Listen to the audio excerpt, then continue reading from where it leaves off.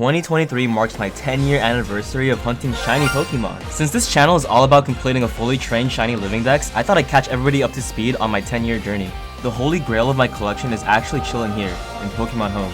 Before we get to the good stuff, we have to take a look at this guy. It all begins with this green Druddigon I caught back in 2013. My IGN wasn't even Angelo back then, I went by Potato. I was running through the Victory Road in Black and White 2 when I stumbled upon it by accident. Ridley marks the earliest shiny I still own, but I try not to think of the ones I missed or traded away when I was a kid, cause that's just pain. It's pretty boring to showcase them all here, so I'm gonna transfer a lot of them to Sword and Shield so we can look at them properly. Before we leave home, I want to highlight a couple Pokemon. This is Microwave. I bred him in Pokemon Y back in 2014. He's really cool because I bred him the moment you can get the Gen 2 starters and really cool Pokeballs. This Chimchar I hatched in Omega Ruby back in 2015, and my Flawless IV Vivian also from Omega Ruby. I spent a lot of time evolving and growing my dex in Pokemon Sword. In fact, let's just check my total playtime in this game. Yeah.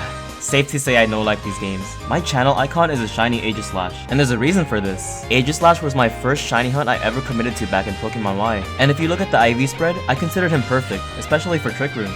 This Aegislash has been with me through every game, and I absolutely love him. So much so that I bred 2 more shiny Aegislash in Sword, both in different Pokeballs and different movesets. I even bred a shiny Doublade because I love this evolution line. My original Aegislash has a lot of ribbons, and that's actually a common trend with my Pokemon. I love giving them ribbons, and in Sword, I gave all of my Pokemon the 4 easiest ribbons you could get, and you can only imagine how much time that took me. These ribbons were Galar Champion, Tower Master, Best Friend, and Effort ribbons. And as you can see just scrolling through them, I grinded these ribbons for all of these Pokemon. This whole ribbon thing is just me being a perfectionist, wanting my collection to be unique and stand out.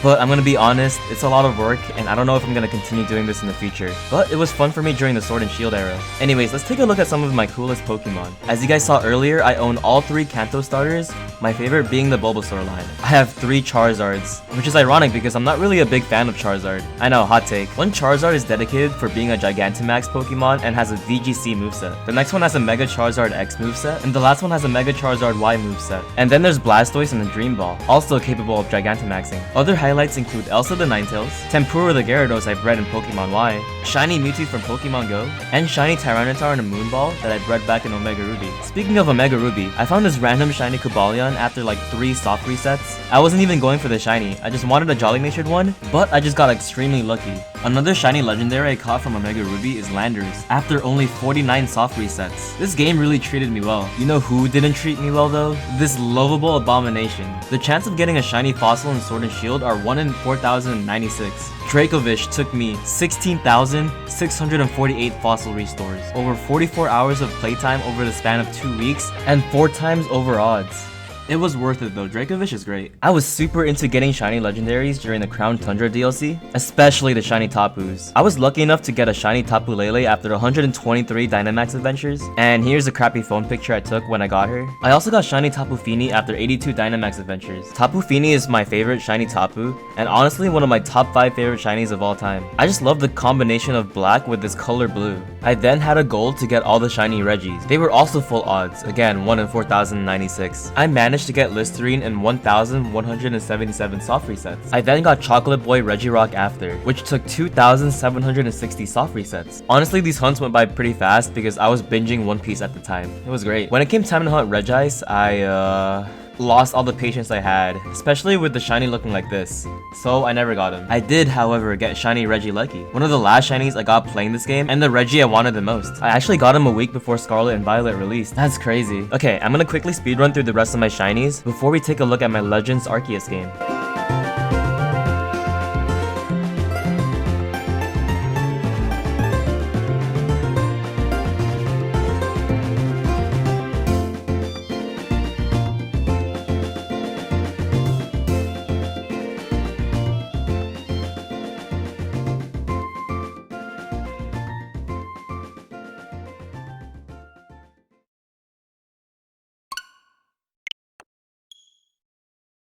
Pokemon Legends Arceus, a game that I honestly wish I played more. I was just super busy at the time. I have less than 200 hours in this game, and these are pretty rookie numbers. I transferred most of my shinies from this game into home already, so all that's left in here is a box of random shinies and my alpha box. I'm going to focus on showcasing my shiny alpha Pokemon because they are such a cool gimmick, and I'm sad they didn't continue it in Pokemon Scarlet and Violet. This is Sahara, the shiny Garchomp, my very first shiny alpha Pokemon. Here's a photo of her when she was still a wild Pokemon. Sorry for the poor quality. I didn't own a capture card until very recently. Yeah, I know she doesn't have the best shiny, but she's cool, alright? And Garchomp is cool. Next up, we have shiny alpha Staraptor, Abomasnow, Doctor Strange, and Cleavor. I almost forgot. Cobblestone the Golem and Dusclops round out my shiny alpha Pokemon. I love this game, and there's still a lot for me to do in Legends Arceus, so I might make more videos surrounding it soon.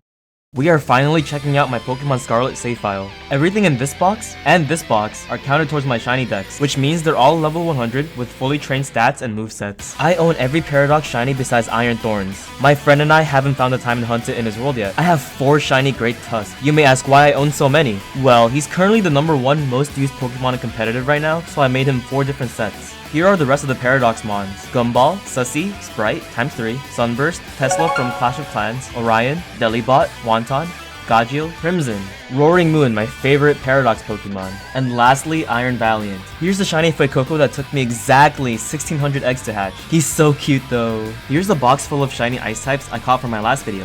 Go check that out, by the way. I also have 3 more boxes of untrained shiny Pokemon. They aren't counted towards my dex until I train them up though. You know, aside from the bugs and the frame drops, this game has been such a blast. I can't wait to keep making more shiny hunting videos in this game, and here's to more and more memories to come. The other half of my shinies are chilling inside Pokemon Go. I started playing Go the day it released in the summer of 2016. There's been a lot of ups and downs. It's currently not in the best state, but if there's one thing that keeps me playing, it's definitely the shinies and shiny boosted events. If I search up shiny, you can see that I have a total of 501 shinies in this game. If I search shiny and legendary, I have a total of 31. I transferred some of my extra ones to Pokemon Home already, so these are the ones that are still here. If I search shiny and 4-star, I have 2 pretty cool ones. One is 100% IV shiny Jolteon, and the other is 100% IV shiny Swampert. And this Swampert is such a good Pokemon for raids. Other cool shinies include the shiny Lucky Groudon with nearly perfect IVs, and the shiny Lucky Mewtwo, also nearly perfect. I have 4 shiny Shadows. One is a really cool shiny Shadow Ursaluna, a shiny Shadow Bagon, Harvana, and Nidoran. Thank you guys for watching the video. I know I'm pretty new to this YouTube thing, but seriously, for 10 years, I've been shiny hunting by myself with no one to share these memories with. And now I'm just grateful that through this channel, I can bring you along for the ride.